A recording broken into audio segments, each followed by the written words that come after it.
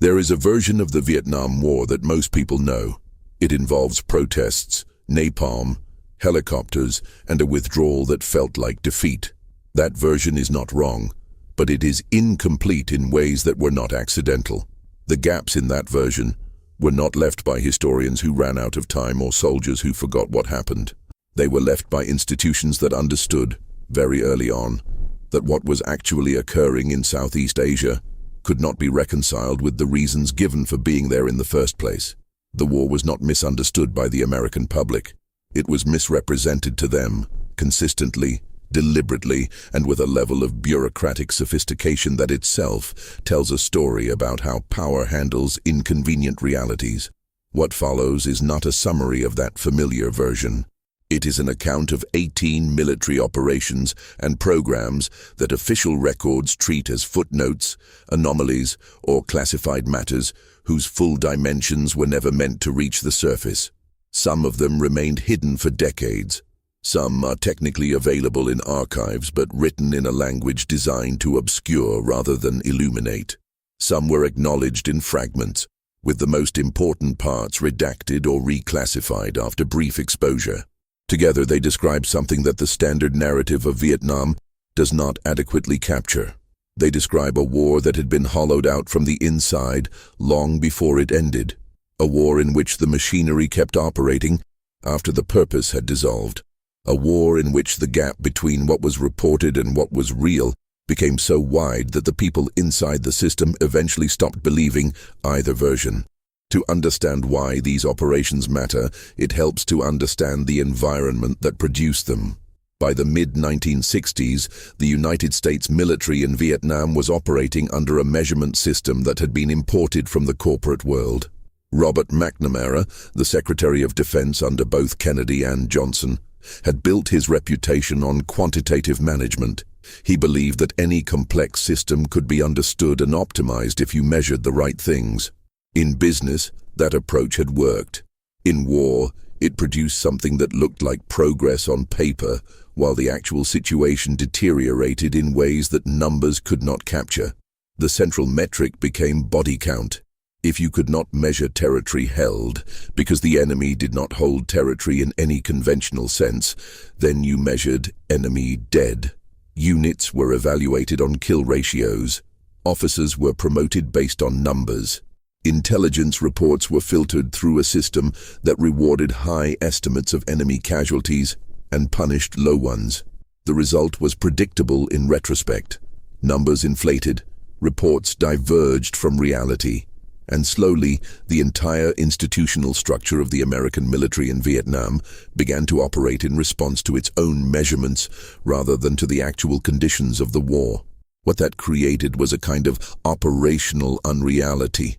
A condition in which missions were designed to generate favorable statistics rather than achieve meaningful objectives, in which the difference between success and failure became genuinely unclear, and in which soldiers were asked to participate in a system that most of them could see was broken, but that no one above them seemed willing to acknowledge. The operations described here emerged from that environment. They were not aberrations from normal policy. They were extensions of it, pushed into territory that normal policy preferred not to examine too closely. Operation Phoenix began not as a single program, but as an attempt to solve a problem that conventional military operations could not address. The Viet Cong infrastructure, the network of political cadres, tax collectors, village administrators, and local organizers who sustained the insurgency from below, was largely invisible to American forces. Killing fighters in the field did almost nothing to this network because the fighters were, in a sense, its most replaceable component. The infrastructure was the war. The fighters were a symptom. The CIA understood this earlier than the military did, and beginning in the mid-1960s, the agency began developing what would eventually be formalized in 1968 as the Phoenix program. The program's stated purpose was to identify, capture, convert, or kill members of the Viet Cong infrastructure. Provincial reconnaissance units, known as PRUs, were formed from South Vietnamese personnel, often including former Viet Cong, and trained by American advisors. The program had a formal structure with quotas, reporting requirements, and administrative oversight. It had an official face that could be presented to congressional committees. What it also had was a functional reality that diverged from that official face in ways that were documented internally almost from the beginning. The quotas for neutralizing infrastructure members created the same pressure that body count quotas created in conventional operations. Local officials, who were responsible for identifying VCI members in their areas, quickly learned that they could protect allies, eliminate personal enemies, and meet their quotas simultaneously by labeling targets as infrastructure members. The system had no reliable mechanism to verify these identifications. Once a person was designated as VCI, they were entered into the program's pipeline, and what happened to them afterward depended almost entirely on the discretion of the people handling them. American officials who testified before Congress in the early 1970s acknowledged that the program had produced tens of thousands of deaths, though the precise figures were disputed. What was less discussed was the evidentiary basis for the designations. Internal CIA assessments from the period, which were partially declassified decades later, acknowledged that a significant portion of the people processed through Phoenix could not be verified as infrastructure members by any objective standard. The program was generating statistics that supported its continuation and its funding. Whether it was dismantling the Viet Cong infrastructure in any meaningful sense was a question that the program's own metrics were not designed to answer. The psychological dimension of Phoenix extended beyond its targets. American advisors working with PRUs operated in an environment where the distinction between intelligence gathering, detention, and summary execution was often a matter of local interpretation. Some advisors refused to participate in operations they considered extrajudicial. Others adapted to the operational culture around them. The paperwork, when it existed, described detentions and interrogations. What the paperwork did not describe was frequently audible to anyone stationed near a provincial interrogation center at the wrong hour. The program produced a particular kind of moral corrosion in the people who administered it, a gradual habituation to actions that would have been unthinkable at the beginning of their service, and that became routine by the middle of it. Operation Speedy Express was conducted by the 9th Infantry Division in the Mekong Delta between December 1968 and May 1969. The division was commanded by Major General Julian Ewell, who had built a reputation as a results-oriented commander, and who applied that orientation to the Delta with an intensity that produced statistics impressive enough to earn him promotion and the Distinguished Service Medal. During the 6 months of Speedy Express, the 9th Division reported killing nearly 11,000 enemy combatants. The ratio of weapons captured to bodies counted was approximately 1 to 50. In conventional military logic, an enemy force that sustains that level of casualties while retaining that percentage of its weapons is either extraordinarily well supplied or is not, in significant proportion, composed of armed combatants. A Newsweek investigation published in 1972, drawing on accounts from soldiers who had served in the Delta during that period, described a systematic pattern of killing unarmed civilians and counting them as enemy dead. Former soldiers described operations in which anyone in a free-fire zone, regardless of age, gender, or behavior, was treated as a legitimate target. They described pressure from officers to produce high body counts, and they described the practical impossibility of distinguishing armed insurgents from civilians in an environment where the population was deeply intermixed with the insurgency and where anyone attempting to survive the conflict might appear, to a frightened 19-year-old with a rifle, to be doing something suspicious. The Army conducted an internal investigation following the Newsweek article. The investigation concluded that some civilian casualties had occurred, but that they did not rise to the level of systematic violations. The methodology of that investigation, including the interviews conducted, the witnesses consulted, and the documentary evidence examined, was itself classified. The underlying records of Speedy Express, including the operational logs, the after-action reports, and the intelligence assessments that designated targets as enemy combatants, remained restricted for decades. The soldiers who gave accounts to Newsweek had no official venue in which their testimony could be formally evaluated. The investigation was designed to resolve a public relations problem, and it succeeded at that limited purpose. What Speedy Express illustrated was something broader than one division's conduct in one province. It illustrated the operational logic that the body count system produced when applied with sufficient institutional pressure. General Ewell had not ordered his men to kill civilians.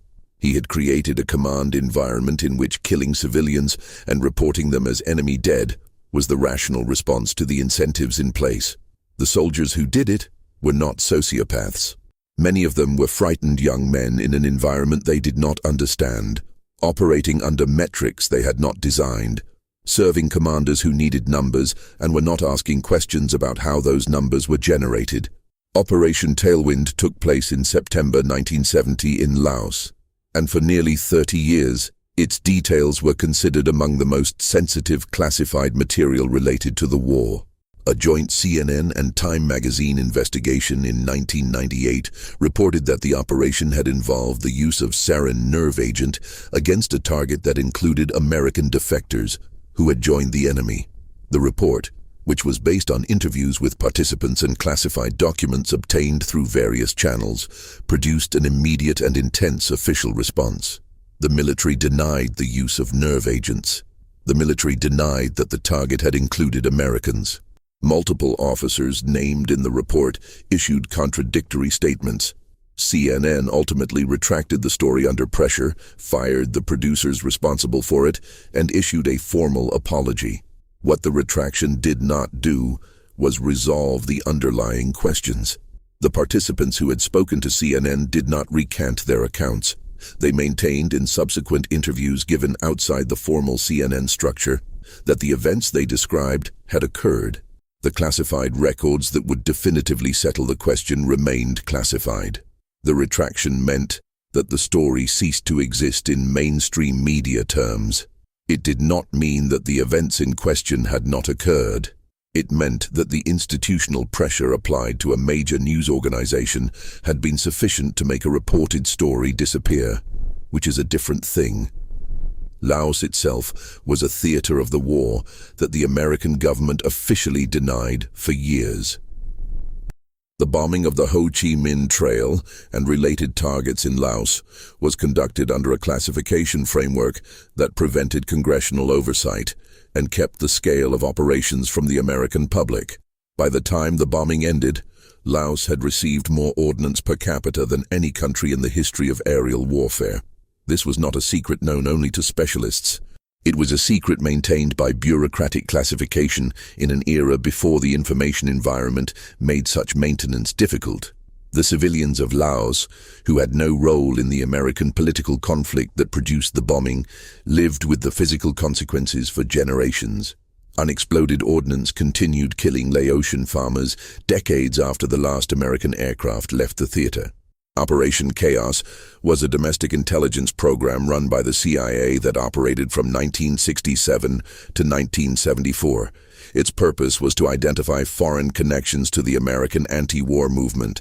The CIA's charter explicitly prohibited domestic operations. The program was therefore technically illegal from the moment of its conception. It was authorized by successive directors under pressure from the Johnson and Nixon administrations, which were convinced that the anti-war movement was being directed or at least supported by foreign powers. After years of surveillance, the program's analysts concluded that this belief was incorrect. The anti-war movement was domestically generated, domestically funded, and domestically organized. It opposed the war because millions of Americans had concluded, based on available evidence, that the war was wrong. The program's existence was revealed during the Church Committee investigations in the mid-1970s. The institutional response followed a pattern that had become familiar by that point. Officials acknowledged the program existed. They acknowledged that it had exceeded the agency's legal authority.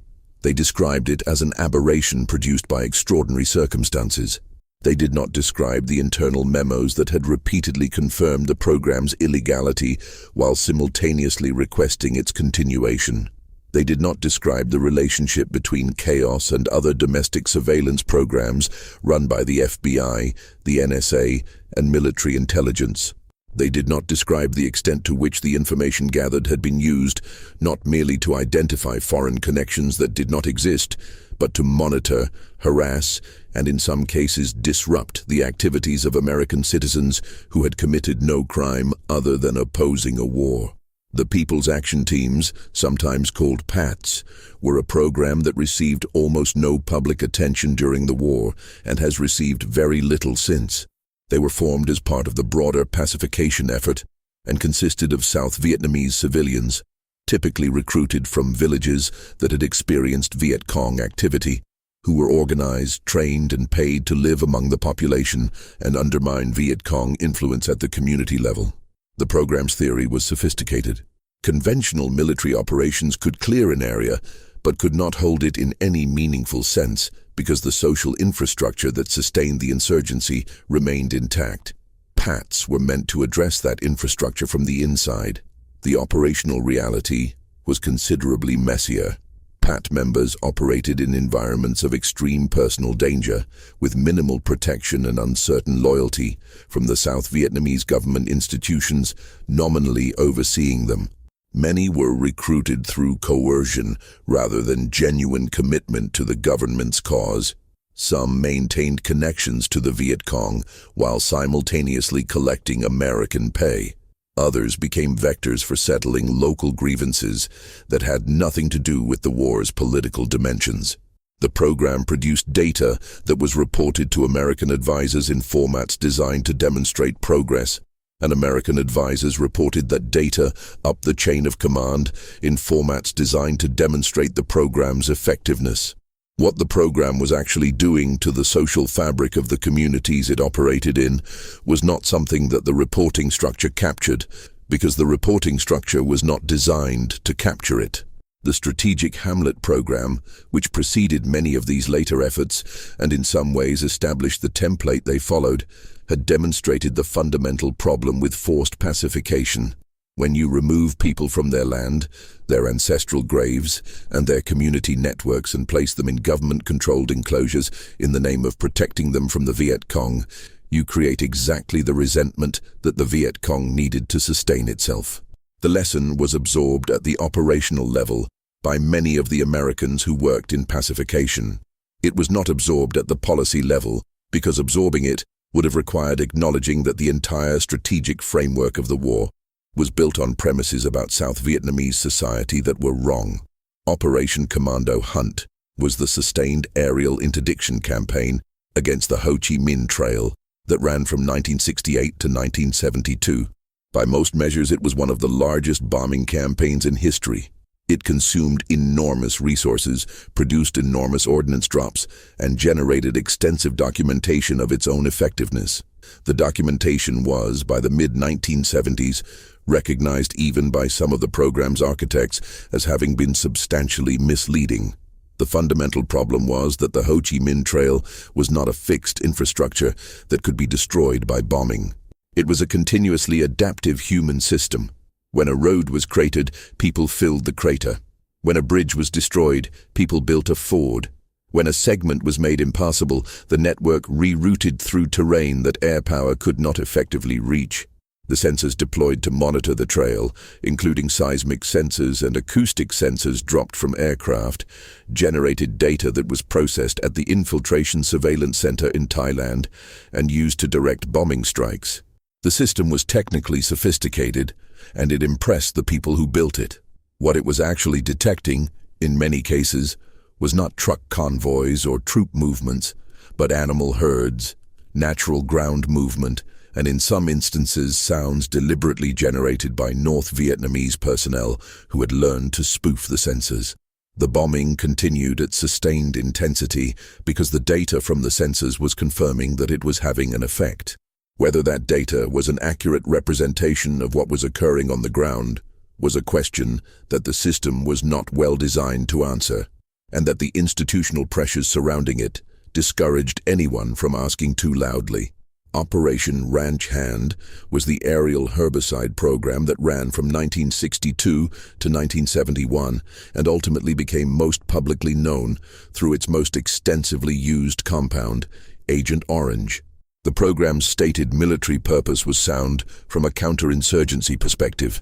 Dense vegetation provided cover for enemy movement and ambush. Crop destruction could deny food to enemy forces operating in remote areas. Defoliation along roads and waterways could reduce ambush vulnerability. These were legitimate tactical considerations, and they are the considerations that appear in the official history of the program.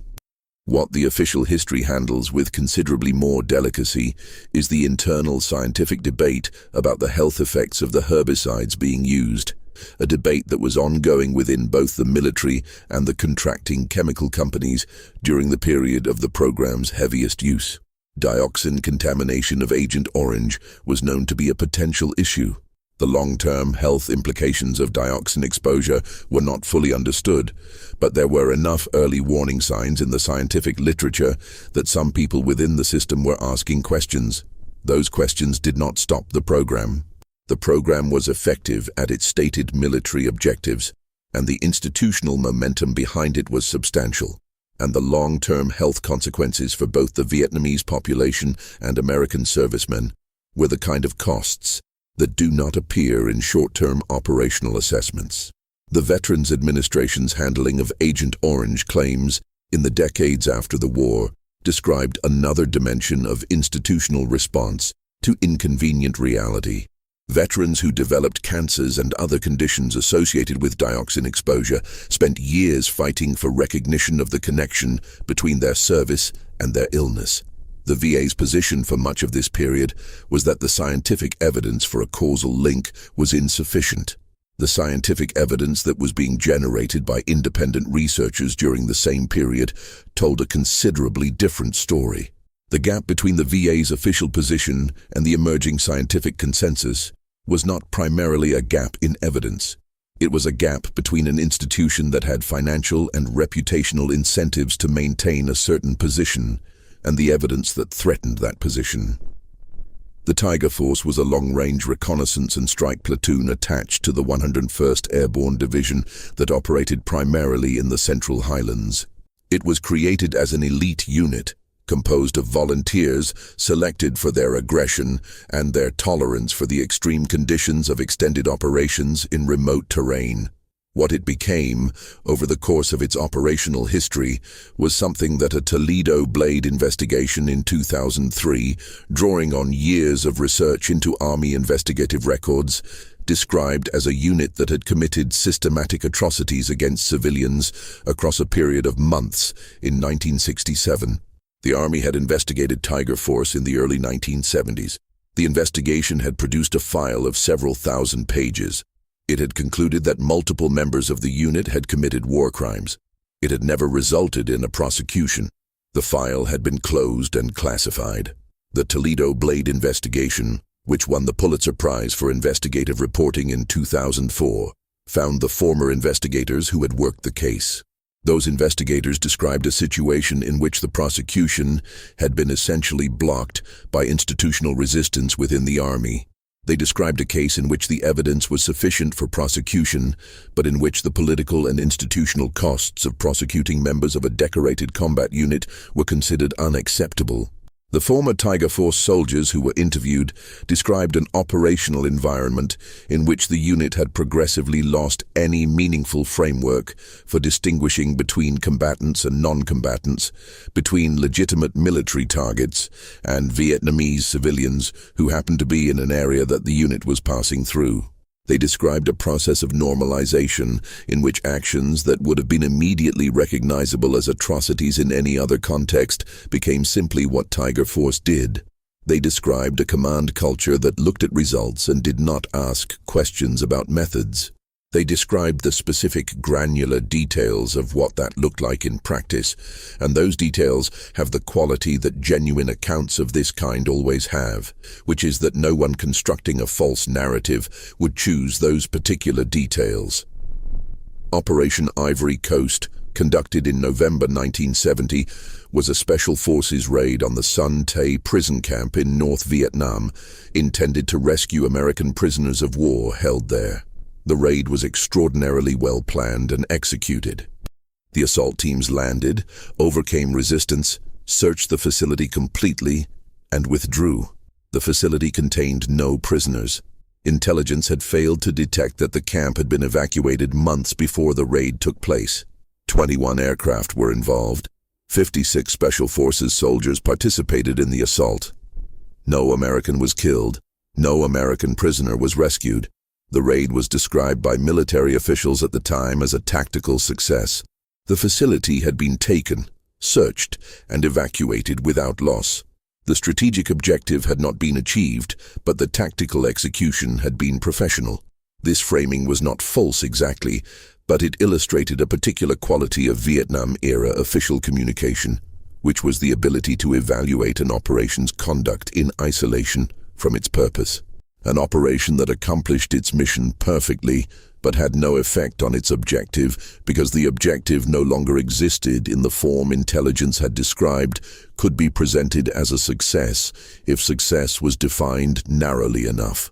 The 30 American prisoners who had been at Son Tay and had been moved before the raid remained in captivity. The Phoenix-adjacent program known as counter-terror teams, which preceded the formal Phoenix structure and in some ways provided its operational template, operated with even less formal oversight than the program that succeeded it. These teams, which were also run with CIA involvement and South Vietnamese personnel, were explicitly designed for assassination and intimidation. The internal CIA documents describing their purpose used language that would not have been appropriate in any public communication. They were meant to create fear within the Viet Cong infrastructure, to demonstrate that belonging to that infrastructure carried a personal mortality risk, and to do so in ways that were visible enough to serve as deterrent examples. The people who built this program understood, at least in theory, the risks associated with what they were creating. An assassination program with minimal oversight and personnel selected partly for their willingness to commit violence would, in any realistic assessment, produce operations that went beyond their authorized scope. The internal records from this period, to the extent that they are accessible, describe a continuous tension between the operational effectiveness arguments and the control arguments, a tension that was generally resolved in favor of operational effectiveness because effectiveness was what the war needed and control was what made effectiveness harder to achieve. Operation Freedom Deal was the bombing campaign conducted in Cambodia beginning in 1969. Like the Laos bombing, it was initially conducted under a classification framework that concealed it from Congress and the American public. The Nixon administration ordered the bombing, conceived the classification system to hide it, and maintained that system for over a year. Military officers who were ordered to falsify records to conceal the bombing's extent complied. Some of them did so without raising formal objections.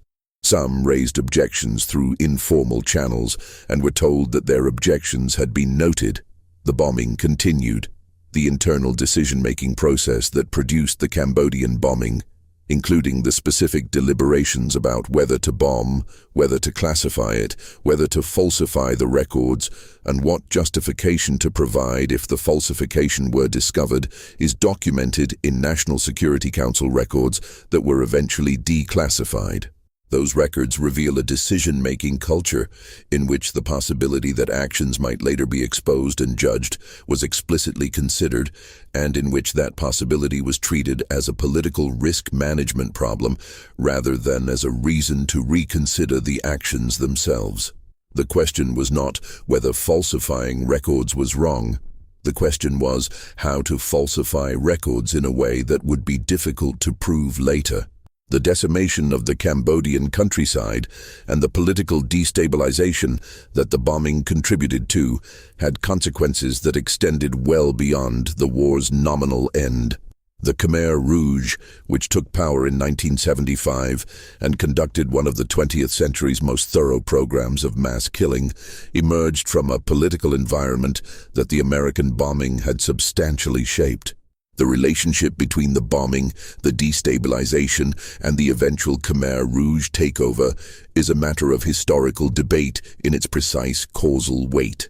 But that a relationship existed is not seriously disputed by serious historians. The relevant American officials did not acknowledge that relationship in any public venue during their lifetimes. The rapid-fire and neutralize programs, which were part of the broader Phoenix infrastructure in the 1969 to 1972 period, illustrate the administrative dimension of what the program was doing in ways that the high-level discussions sometimes obscure. Rapid Fire was a computerized database system that tracked VCI members and their designation status across provinces. Neutralize was a targeting and tracking system layered on top of it. Together, they represented an attempt to bring the McNamara management philosophy to the problem of extrajudicial killing, to make the process efficient, documented, and measurable in ways that supported budget requests and program reviews. The existence of these systems meant that there was a paper trail, of sorts, for many of the program's actions. That paper trail used a vocabulary that had been carefully designed to describe lethal operations in administrative language. Someone who had been killed by a PRU team appeared in the database as having been neutralized. The category of neutralized encompassed detentions, defections, and killings, making it impossible in aggregate statistical reporting to determine how many of the program's results had involved someone's death. This was not an accidental design feature. It was a deliberate choice to create reporting structures that produced numbers without creating accountability. Provincial Reconnaissance Unit personnel who gave accounts to journalists and researchers in the years after the war described the practical experience of operating within this system. They described monthly quotas that their units were expected to meet. They described the pressure that came when quotas were not being met. They described the ways in which the path of least resistance in a rural environment where verification was impossible and where everyone in authority preferred not to ask detailed questions was to identify individuals who were unlikely to generate complaints, designate them as VCI members, and process them in whatever way was operationally convenient. Some of those individuals were genuine Viet Cong infrastructure members. Some of them were not. The system had no reliable mechanism to tell the difference, and after a while, the people operating within it stopped trying very hard. The Military Assistance Command Vietnam Studies and Observations Group, known as MACVISOG, or simply SOG, conducted some of the war's most sensitive cross-border operations throughout the mid-1960s and into the 1970s. Its operations in Laos, Cambodia, and North Vietnam were classified at levels that placed them beyond the reach of normal congressional oversight, beyond the reach of most military commanders not directly involved, and beyond the reach of the journalists and researchers who were attempting to document what the war was actually doing. SOG ran agent networks inside North Vietnam that were almost universally compromised by North Vietnamese counterintelligence. This was known internally at various levels of the intelligence community at various points during the program's existence, but the knowledge did not consistently produce the response it should have, which was to shut down the networks and stop inserting agents who would immediately be captured. Instead, the networks continued to operate in a state that insiders described as a controlled compromise, meaning that the North Vietnamese were running the networks, but allowing them to continue producing some real intelligence in order to maintain the fiction that they were genuinely functioning. American handlers in some cases suspected this was happening and continued the program anyway, because the alternative was to acknowledge that years of effort and the deaths of agents had produced nothing of value.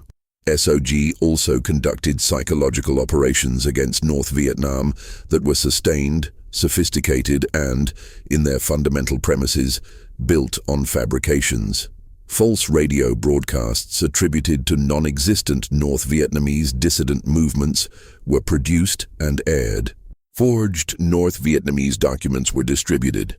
Agents were trained to conduct operations inside North Vietnam that were designed to undermine civilian confidence in the government by spreading disinformation. Whether any of this produced meaningful effects on North Vietnamese society or the war's outcome was not something the program's managers could assess with any confidence, because the intelligence required to assess it was not available. The program continued because it was funded and because no one with sufficient authority was asking hard questions about its results. The conduct of interrogations at various detention facilities throughout South Vietnam during the war period represents one of the most thoroughly documented and least publicly acknowledged dimensions of American involvement. The documentary record, assembled from military investigative files, CIA Inspector General reports, congressional testimony, and the accounts of participants, describes practices that were systematic rather than exceptional, institutionally known rather than concealed from commanders, and in many cases directly advised or supervised by American personnel. Water-based interrogation techniques, stress positions, sensory deprivation, and various forms of physical coercion were described in training materials prepared for South Vietnamese personnel under American advisory programs. The same techniques appeared in after-action reports and in the accounts of prisoners who survived. American officials who were aware of these practices occupied a spectrum of responses that ranged from active participation to deliberate ignorance to formal objection that was noted and ignored. The formal objections went into files. The practices continued. The connection between these programs and the later institutional culture that produced Abu Ghraib and other post-September 11th detention controversies is a matter that serious historians have traced with some care. The personnel, the manuals, the techniques, and the organizational philosophies that shaped detention and interrogation practices in later American conflicts had direct lineages to what had been developed and normalized in Vietnam. The institutional knowledge was not lost between conflicts. It was archived, sometimes literally, and retrieved when it seemed useful again.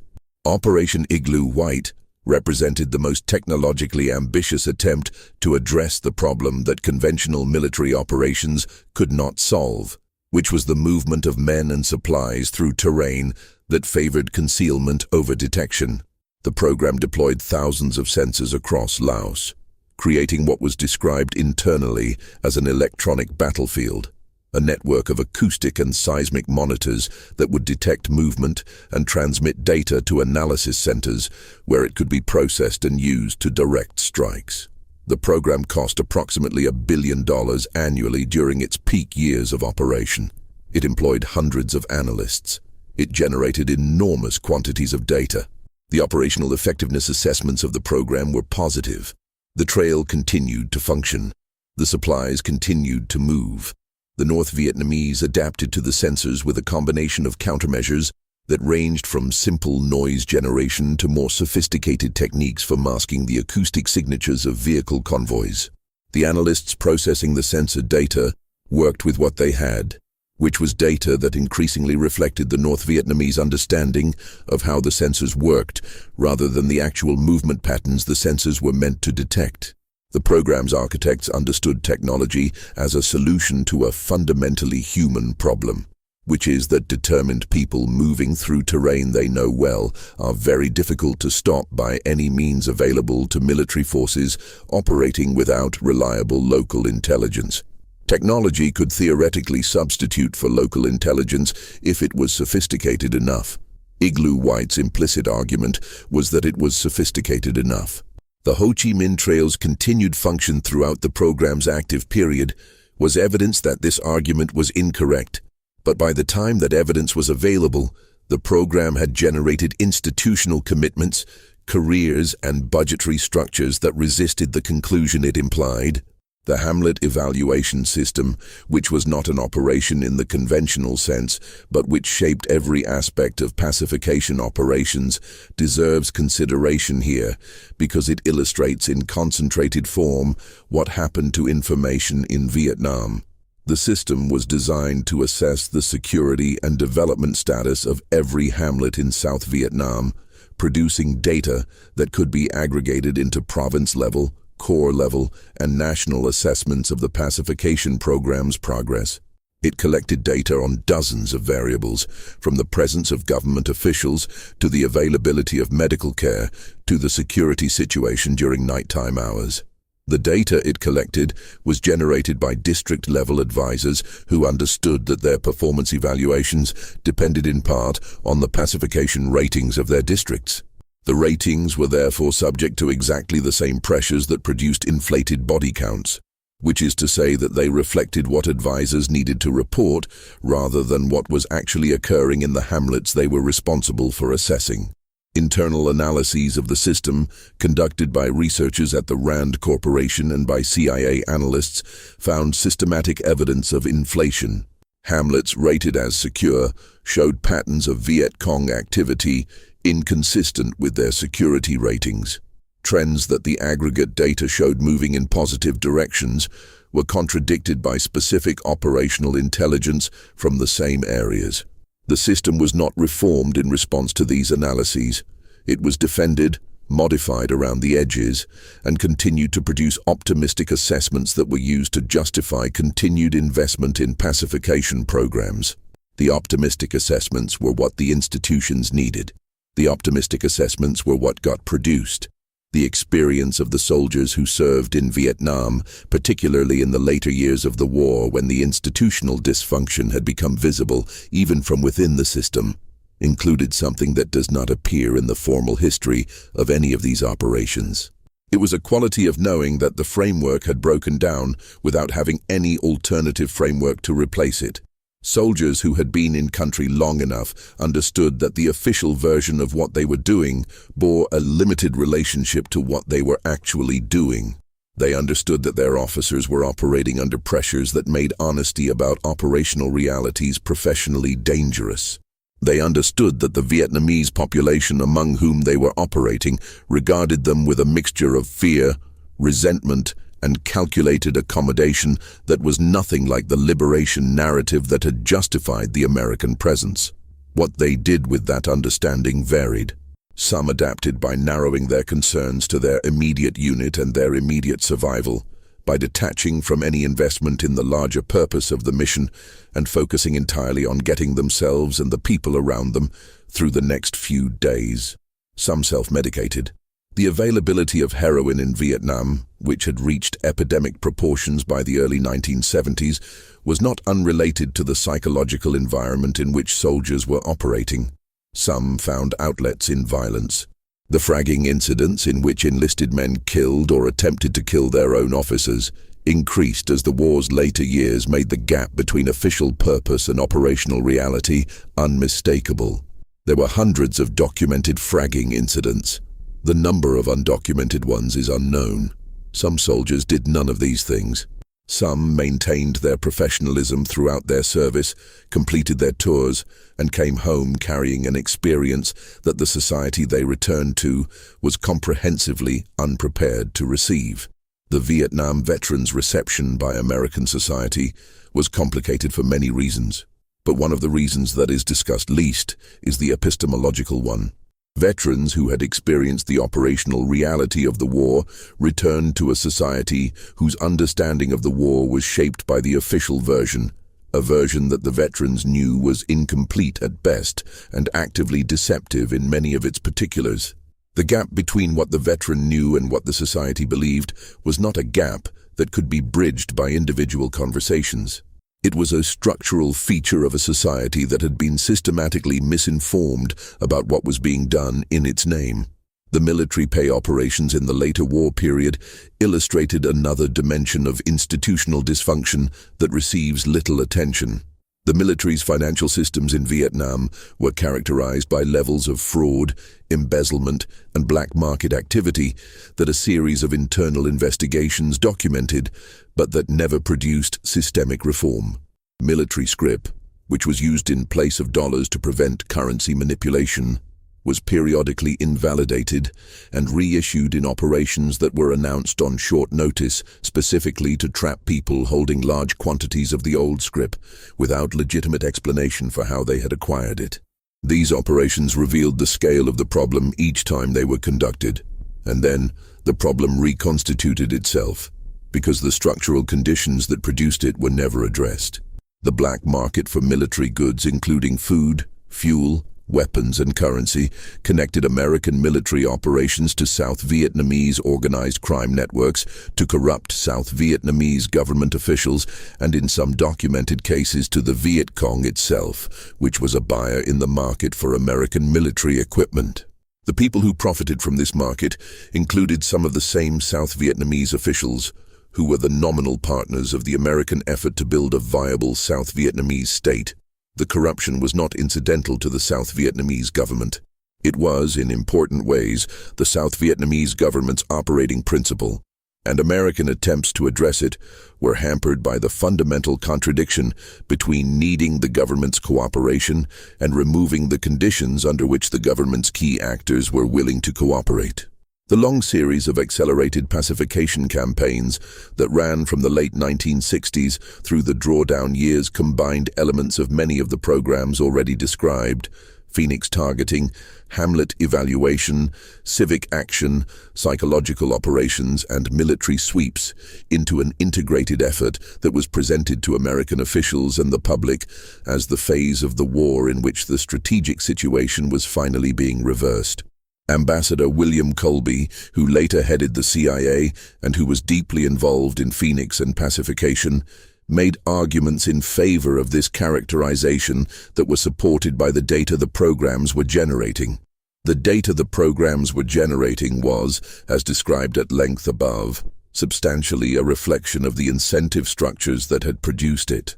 The internal debates among American officials about the true state of pacification were genuine, fierce, and ultimately unresolvable within the framework the war had created, because the war had created a framework in which the data available to adjudicate these debates was itself compromised. People on different sides of the debate cited the same data and reached different conclusions, which is sometimes evidence of interpretive disagreement and is sometimes evidence that the underlying data is not reliable enough to support any firm conclusion. In Vietnam, it was typically the latter. The drawdown of American forces, which began in earnest in 1969 and accelerated through the early 1970s, created its own set of operational distortions. Units that were being withdrawn had reduced incentives to take risks that could produce casualties. The political value of American deaths had increased as public opposition to the war intensified, which meant that commanders faced pressure both to maintain operational activity for the reporting structure and to avoid the kind of losses that generated negative press coverage. The result was a period in which operations were conducted in ways designed to produce acceptable-looking reports while minimizing the contact with the enemy that would have made those reports meaningful. This dynamic was visible in the tactical behavior of units during the late war period in ways that veterans describe with considerable consistency. Operations were conducted with greater caution than the operational report suggested. Reports described engagements that were more aggressive than the actual engagements had been. Officers who might have pushed harder chose not to, and the paperwork covered the gap between what had been done and what the report said had been done. This was not cowardice.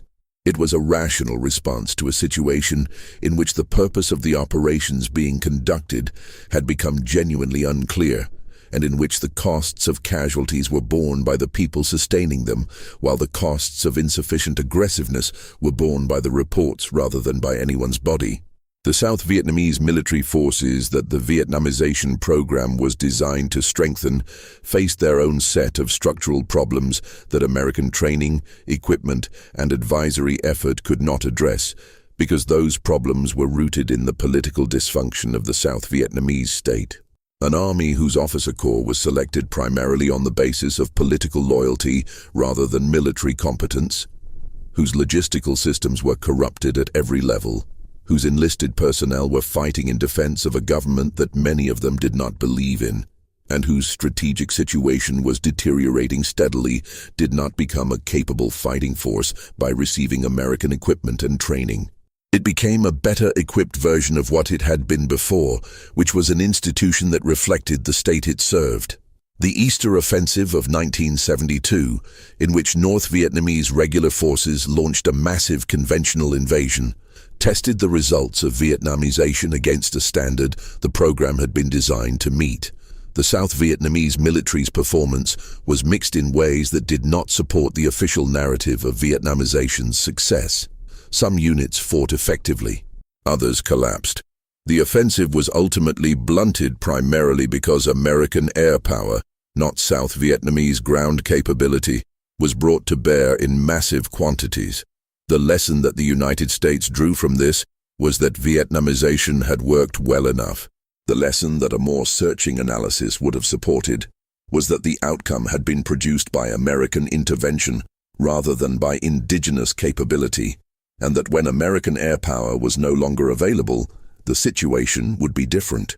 When American air power was no longer available, 2 years after the Paris Accords removed the last American combat forces, the situation was different. The fall of Saigon in April 1975 occurred with a speed and completeness that surprised American officials who had been receiving optimistic assessments of the South Vietnamese military's readiness. It did not surprise the intelligence analysts who had been producing pessimistic assessments that had been filtered out of the reporting reaching senior officials.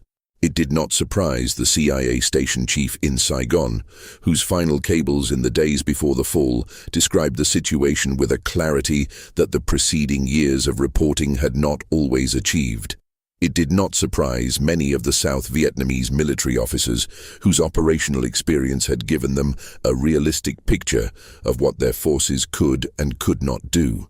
The evacuation itself, codenamed Operation Frequent Wind, was conducted with professionalism under extreme pressure and rescued tens of thousands of South Vietnamese civilians and military personnel in addition to American personnel.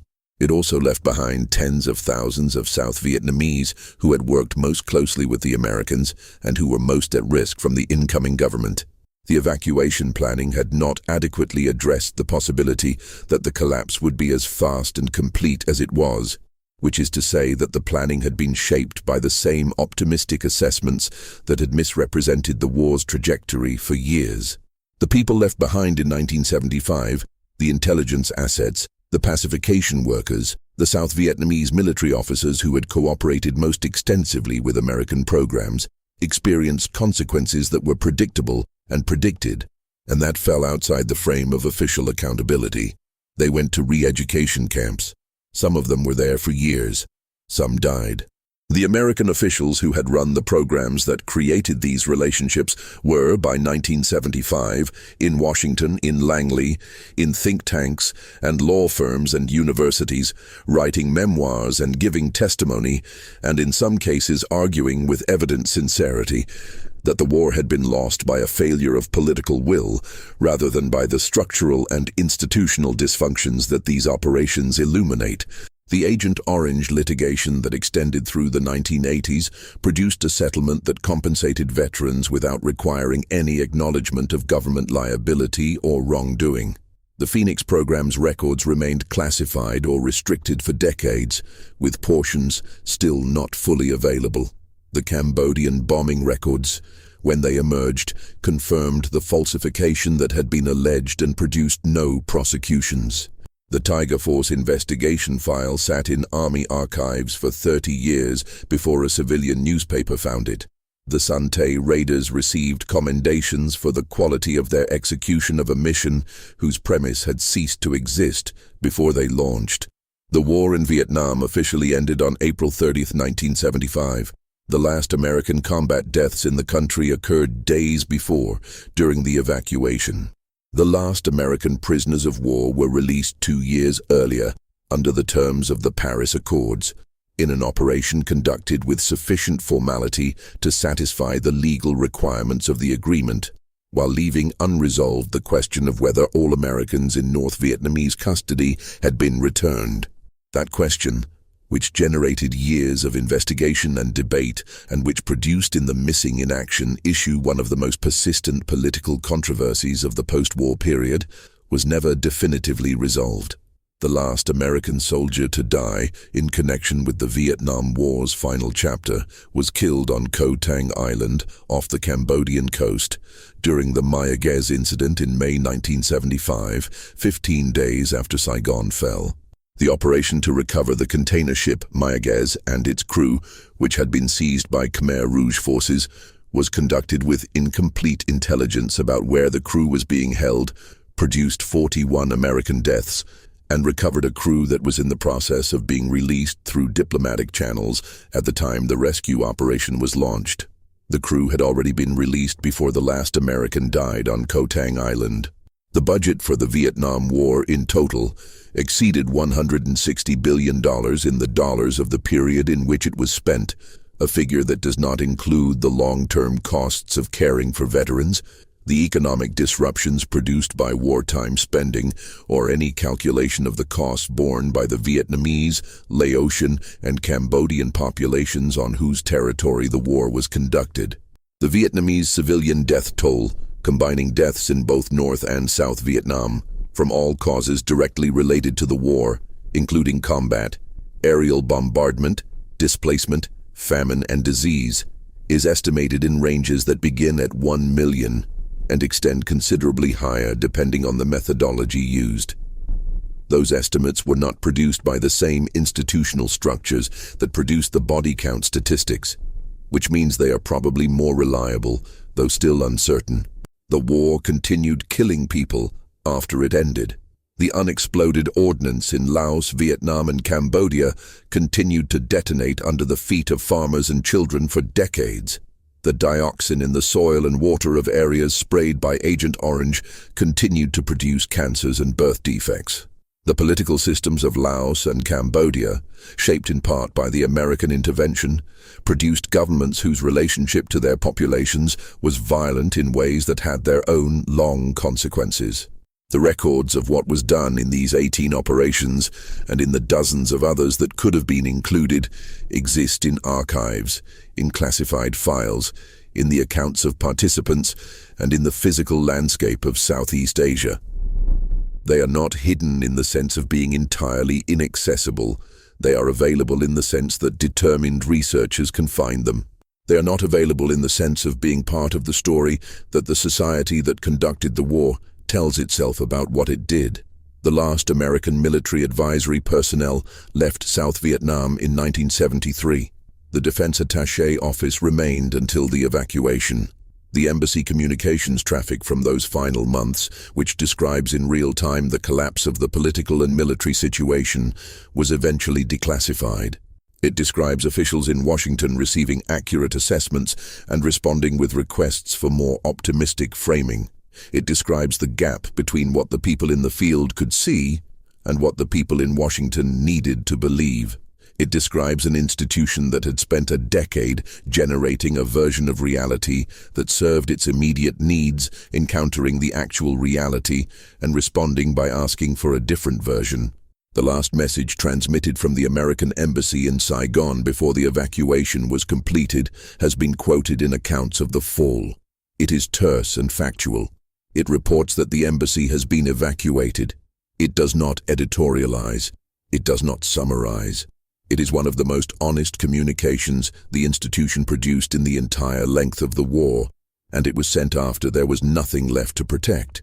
Months after the official end, and then years after, small groups of soldiers in remote areas of Vietnam, Laos, and Cambodia continued to fight. Some were North Vietnamese regulars who had not received or had not believed the order to stand down. Some were South Vietnamese irregulars who had been operating in isolation long enough that the political reality of 1975 had not penetrated their operational reality. Some knew the war was over and continued anyway because continuing was what they knew how to do, and because there was nothing in the world they had returned to that offered a clear alternative. They were still fighting a war that had already ended, in a landscape that still held the physical residue of everything that had been done there, waiting for an order that would never come.